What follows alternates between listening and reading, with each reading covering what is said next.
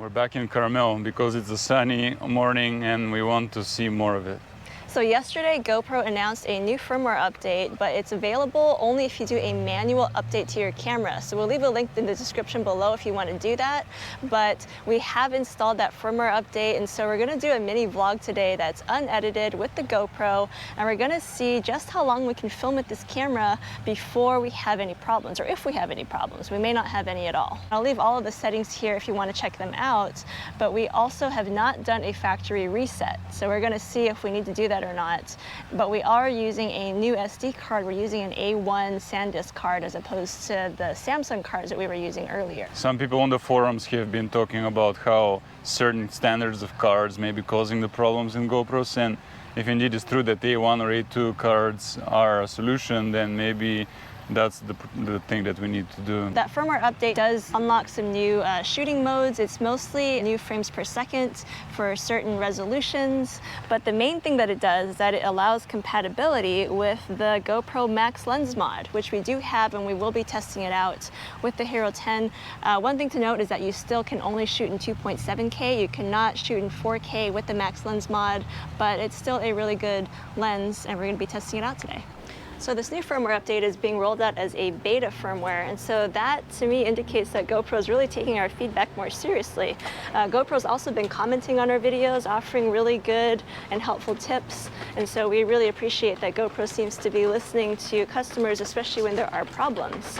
But the fact that this firmware update is a beta also is, you have to manually do the update if you want it. It's not something that's being rolled out to everybody all at once. But the final version of this firmware is going to be coming out in mid-December.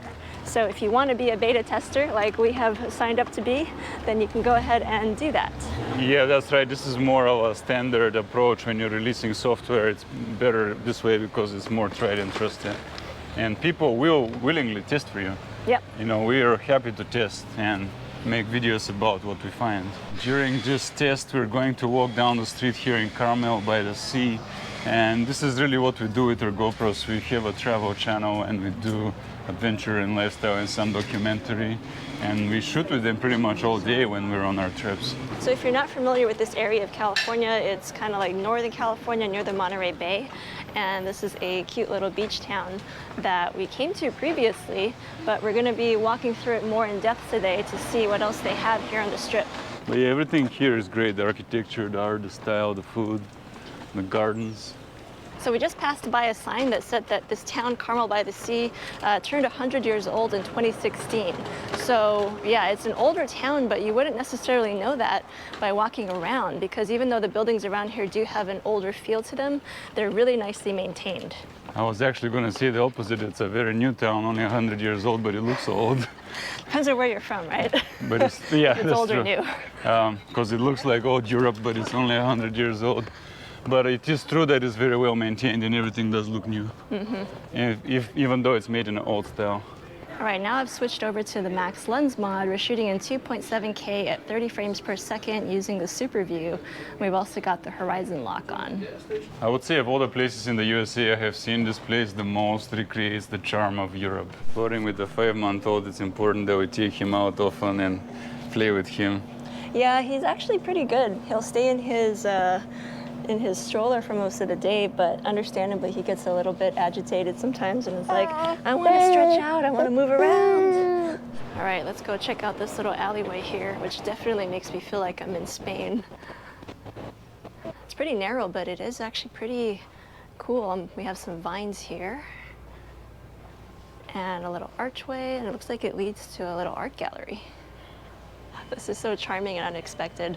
One of the things we really like about this town, you can just take a random little alleyway like this, and you never know what you're going to find when you go down it.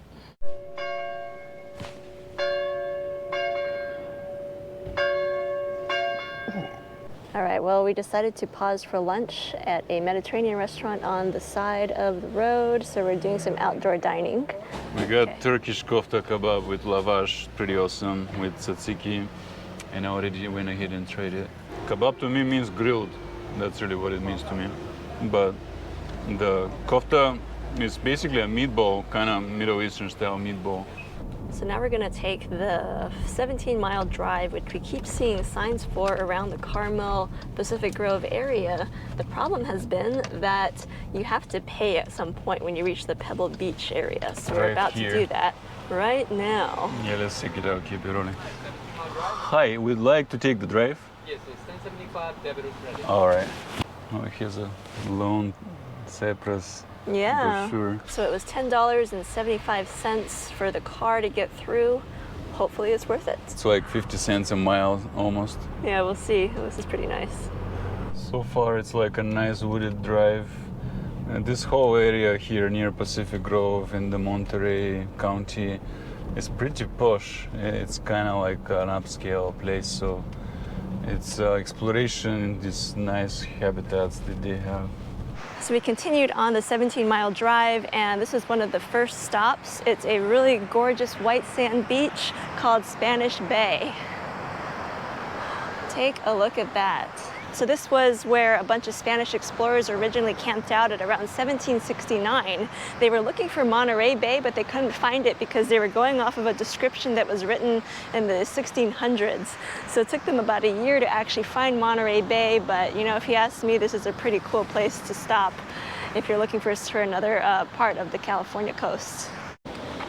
Not a bad place to be golfing, eh? We've infiltrated the ridge for just $10.75. Yeah, so we're not far from Spanish Bay. That's over to my right. And over here is known as the Restless Sea, which is apparently one of the most turbulent parts of the Pebble Beach coastline. And so the waves here are just constantly going and smashing against the rocks. And yeah, there's like a little piece of the golf course is right here next to these rocks. It should be really crazy to be golfing right here on a stormy day. Our next stop here is Bird Rock, which is right next to Seal Rock. And boy, let me tell you, it certainly smells like both birds and seals here. But Bird Rock is actually full of birds right now, but they did say that in the 1930s, there was about 5 feet of bird poop covering this rock, and it eventually got harvested to be turned into fertilizer. But yeah, it looks to me like there's probably a lot more bird poop being accumulated there based on how many birds are there right now. Martin's here with the long lens. What are you seeing with that? Many sea lions. Yeah? Yeah, the whole rock is covered. Nice. It's like one of those documentaries on planet Earth, but it's right here in front of you. It's really cool. So we're at the midway point of the 17-mile drive, which is where the lone cypress is. And apparently this tree is 250 years old. It's at the end of this little rocky pedestal here.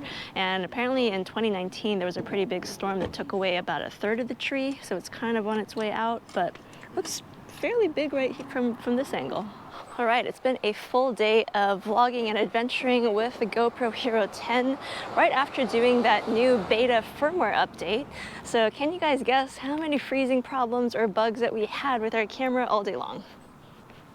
None. So far anyway. I'm gonna go till this battery dies. We've got about maybe 10% left, so we'll see how far we can get. And ooh, we've got some reindeer right there. Not even scared of people. So earlier today, we did do that beta firmware update on our GoPro, which was definitely really risky because the last time we did the firmware update, which wasn't really that long ago, our Hero 10 kind of broke. You know, before that, the Hero 10 had no problems. You know, in the past, we had a lot of freezing bugs and battery issues, but with the Hero 10, it was near perfect until we did that firmware 1.16 update. And then that basically introduced all kinds of problems.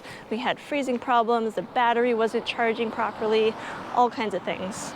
But after this beta firmware update, we've had no problems so far after a full day of shooting. All right, my GoPro battery is now at about 6%, so I do imagine it's gonna die out here soon, but some concluding thoughts. So far, I think GoPro has been fixed. Hopefully it stays that way, but let me know in the comments below if you guys are still experiencing problems, if any of things like doing the factory reset or trying new memory cards is fixing your problems. And also, if you're gonna take the risk of installing that new beta firmware update, or if you're gonna pass and wait for the official firmware update to come out in mid-December. Let me know in the comments below. Thanks for watching, and I will see you in the next video.